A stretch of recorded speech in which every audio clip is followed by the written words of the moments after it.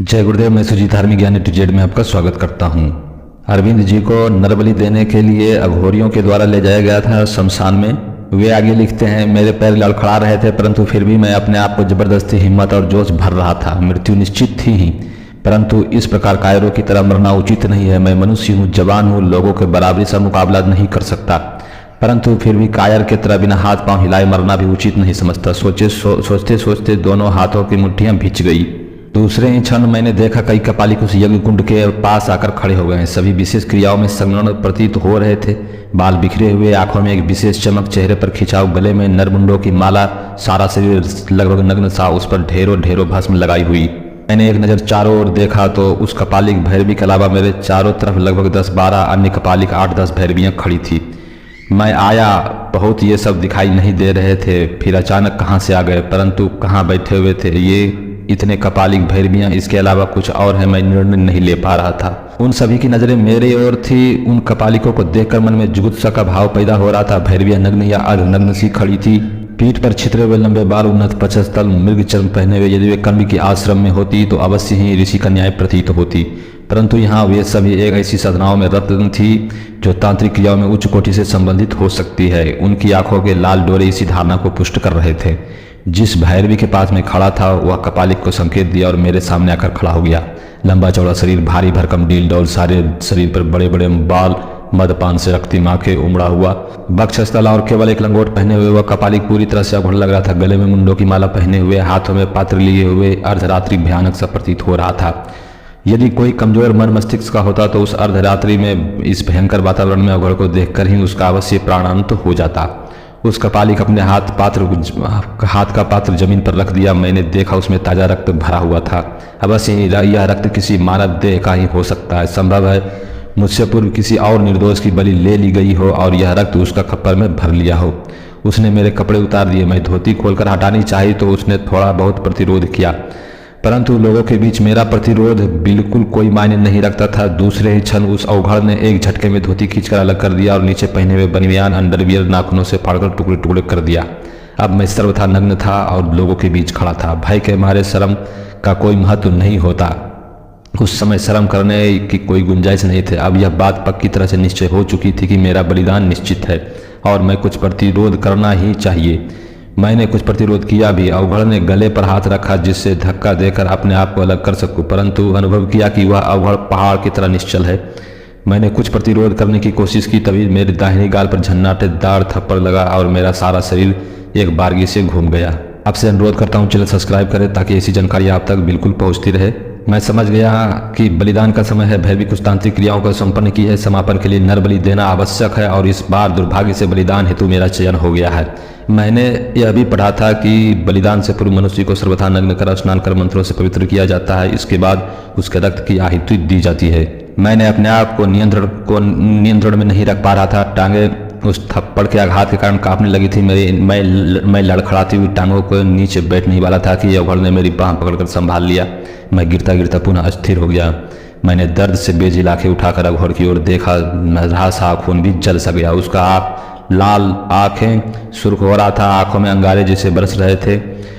वह मेरी तरफ तीक्ष्ण और पैनी दृष्टि से ताक रहा था, बिल्ली शिकार पूर्व से जैसे चूहे की ओर ताकती हो। मैंने उच्चटती निगाह से चारों ओर उन खड़े अवघड़ के यमदूतों की ओर देखा। उसी क्षण का प्रतीक्षा कर रहे थे जब मेरी बलि दे जाने वाली थी। सभी हो सकता है कि बलि देने के बाद मेरा मांस प्रसाद के रूप में उन अवघड़ों को वितरित कर दे और मांस के लालच में लपलपाती मुद्रा में खड़े हो। पता नहीं उस क्षण कितने कितने विचार, कितने मन में भाव कौंध गए और मैंने अपने आप को नियंत्रित किया। आज भी उन पंक्तियों को लिखते समय दृश्य स्मरण होकर मेरा हाथ थरथराता है। यह पुस्तक स्वामी निखिलेश्वरानंद जी के शमशान भैरवी से लिया गया है। यह घटना कुछ क्षणों के बाद अवघड़ ने संकेत सा किया तो मेरे सामने एक भैरवी जल का कलश लेकर आई। वह कलश अवघड़ के हाथों में थमा दिया। अवघड़ ने कलश हाथ में लेकर संकल्प से भरा 3 अंजलि जल काल भैरव को समर्पित किया और वह कलश अपने हाथों से उठाकर मेरे सर पर उधेड़ दिया। सर्वथा नग्न सा खड़ा, पहले ही अंदर से कांप रहा था। यह ठंडा बर्फ सा जल गिरते ही पूरा शरीर भीग गया और उस बर्फीले पानी से शरीर का रक्त जमता हुआ सा अनुभव हुआ। उन्होंने बलिदान से पूर्व मुझे स्नान करा दिया था। मैंने जो कुछ सोचा था वैसा ही हो रहा था। मनुष्य का स्वभाव है कि वह अंतिम क्षण तक उम्मीद की डोर से बंधा रहता है। शायद मेरे पागल प्राणों की ऐसी कोई अज्ञात उम्मीद डोर पकड़ रखी हो जो शायद मेरा बलिदान न किया जाए। एक भैरवी अघोर के संकेत पर आगे बढ़कर कंधे पर लाल वस्त्र रखकर शरीर को पोंछना शुरू किया। बाल, सिर और शरीर का प्रत्येक भाग को रगड़ रगड़ कर पोंछा और एक और हट गई। अब अघोर ने हाथ में खड्ग ले लिया जो उसके कमर पर बंधा हुआ था। उसके संकेत से 2-3 युवतियां लड़कियां लट्ठों पर घी उड़ेल दिया। घी का स्पर्श होते ही सूखे लकड़ी के लट्ठे जल्द जलने लगे। देखते देखते अग्निकुंड में ऊंची ऊंची आग की लपटें उठने लगी। वे 5-6 फुट की लपटें मुझे लील जाने के लिए व्याकुल थी। मेरी अंतिम घड़ी आ गई थी। मैं एक क्षण के लिए हताश पैदा हुई। मेरी अधोगति हो रही है और यह अकाल मृत्यु के बाद मेरी आत्मा भटकती रहेगी। एक क्षण के लिए मेरा बचपन मेरे आंखों के सामने तैर गया। मेरे माँ बाप मेरे कैसे कैसे सपने सजाए होंगे। मुझे पढ़ा लिखा कर उच्च स्तर का इंजीनियर बनाना चाहते थे। उनका शतांश कार्य भी नहीं हुआ और मेरी मृत्यु की घड़ी निकट आ गई। सामने मृत्यु के खड़ रूपी खड़ी है। मैं माँ बाप का दुलारा, पत्नी का एकमात्र सहारा। इस प्रकार इन अवगुणों के बीच घिरकर अकाल मृत्यु को प्राप्त हो जाऊंगा। ऐसी तो किसी ने कल्पना नहीं की होगी। मैं सोच रहा था कुछ समय तक वे मेरी राह देखेंगे। पत्नी प्रतिपल मेरा इंतजार करेगी, मगर 2 साल बीत जाने के बाद जब मैं घर नहीं पहुंचूंगा तो सभी हताश निराश हो जाएंगे, मुझे खोया हुआ मान लेंगे और हजार आशंकाएं मेरे मन में व्याप्त हो रही थी। मेरी उस बेचारी सुधा जो हाथ के मेहंदी भली प्रकार से सूखी नहीं होगी, उसकी मांग का सिंदूर अभी तक ज्यों का त्यों ताजा होगा। उसके वैवाहिक सुख और पति सुख एक क्षण के लिए भली प्रकार से अनुभव नहीं किया। उसने अपनी भरी जवानी में विधवा हो जाना पड़ेगा। मैंने एक क्षण के लिए इन विचारों को झटक कर मस्तिष्क को अलग कर दिया और सोचने से अब क्या लाभ। मेरी अकाल मृत्यु मेरे सामने है। मेरी जली हुई हड्डियां इस जंगल में फेंक दी जाएगी और मेरी आत्मा छटपटाती हुई यहीं चारों ओर घूमती रहेगी। परंतु यदि मेरे भाग्य के ललाट पर ऐसा ही लिखा है, विधि के विधान कौन टाल सकता है। मैंने अपने आप को नियति के सामने असहाय सा खड़ा कर दिया। मेरी आंखें ऊपर उठी। बाईं ओर खड़ग लिया अघोर खड़ा था, जो बलिदान के लिए एक ही बार से अलग कर यज्ञ को समर्पित करने के लिए तैयार था। बाकी अन्य सब अवघड़ियां, भैरवियां सब मेरी ओर ताक रही थी। यज्ञकुंड की अग्नि पूर्ण शक्ति के साथ उफन रही थी। सामने इस आयोजन का मुख्य सूत्रधार भैरवी खड़ी थी, जो कि उन सब उपस्थित भैरवियों में श्रेष्ठ और साधना का श्रेष्ठ उच्च स्तर पर थी। मैंने अन्य भैरवियों की आंखों में श्रद्धा से उमड़ते हुए भावों को देखकर अनुभव किया।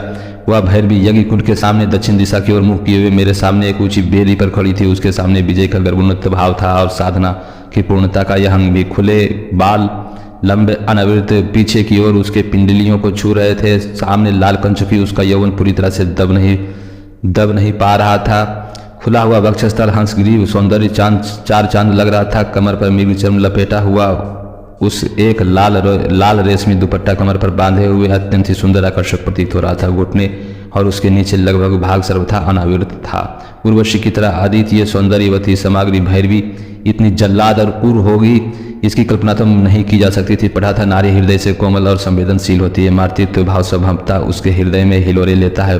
प्रभु नारी की सृष्टि कोमल भाव से ही की है, अतः यह संभवतः मृदुल संवेदनशील भाव की मधुर होती ही है। परंतु यहाँ पर मानो सब कुछ बेमानी सा व्यर्थ सा लग रहा था। नारी का यह रूप भी हो सकता है, इसकी तो मैंने कल्पना ही नहीं की थी। सुना है नारी का जब प्रतिशोध लेती है तो वह किसी को भी बर्बाद कर सकती है, परंतु यहाँ प्रतिशोध जैसी कोई बात नहीं है। इसमें पूर्व की मेरा कोई साक्षात भी नहीं हुआ था, ना ही मैं इसको किसी प्रकार से अहित किया था। मेरी आंखों में उस भैरवी के चेहरे पर स्थिर थी। मन में विचारों का भयंकर चक्रवात घूम रहा था। दूसरे ही क्षण मैंने सिर को झटका कर अपने विचारों को मुक्त किया और पूरी क्षमता के साथ आके उठाकर उसको देखा, जो मेरे सामने सुंदर वेदी पर खड़ी हुई। उसके हाथों में एक रिक्त पावता। संभवतः यह मेरा सिर खड़ से कट जाने के बाद मेरा यह रक्त को छान कर इसमें रखेगी। अब मैं वीडियो को यहीं समाप्त करता हूँ। इसका अगला भाग अगले वीडियो में दूंगा। अगर यह जानकारी आप लोगों को अच्छी लगी तो कृपया चैनल सब्सक्राइब करें, वीडियो लाइक शेयर जरूर करें। अंत तक देखने के लिए धन्यवाद।